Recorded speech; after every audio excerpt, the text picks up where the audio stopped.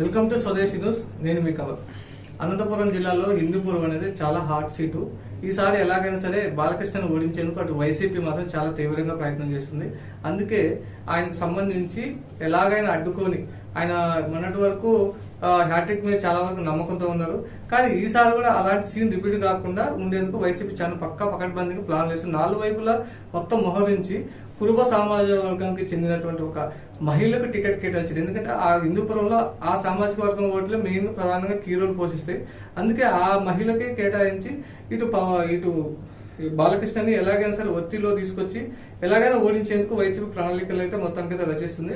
అటు ఈ బాలకృష్ణ కూడా మొత్తానికైతే హిందూపురంలో ఈసారి హ్యాట్రిక్ కొట్టి చరిత్ర రికార్డు సృష్టించాలనే విషయం మీద మొత్తానికైతే ఆయన తీవ్రంగా ప్రయత్నం చేస్తున్నారు. ఎందుకంటే 1983 నుంచి కూడా హిందూపురంలో ఇంతవరకు టీడీపీ జెండా తప్ప వేరే జెండా మాత్రం అయితే ఎగరలేదు.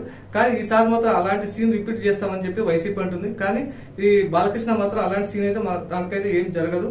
కంపల్సరీ మూడోసారి హ్యాట్రిక్ కొట్టి కంపల్సరీ ఈ టీడీపీ అధినేత చంద్రబాబు చాలా గిఫ్ట్ ఇద్దాం అనేది మొత్తానికైతే ఈ బాలకృష్ణ మొత్తం తీవ్రంగా ప్రయత్నం చేస్తారు. ఎందుకంటే ఇప్పటికే ఆయన సంబంధించి సినిమా షూటింగ్ కూడా మొత్తానికి క్యాన్సిల్ చేసుకుని ఎలక్షన్ టైంలో ప్రచారానికి అయితే మొత్తానికి రెడీ అవుతున్నారు. షూటింగ్ కు దూరంగా హిందూపురంకు దగ్గరగా అనే నిదానంతో ఆయన మొత్తానికైతే హిందూపురంలో ల్యాండ్ అవుతున్నారు.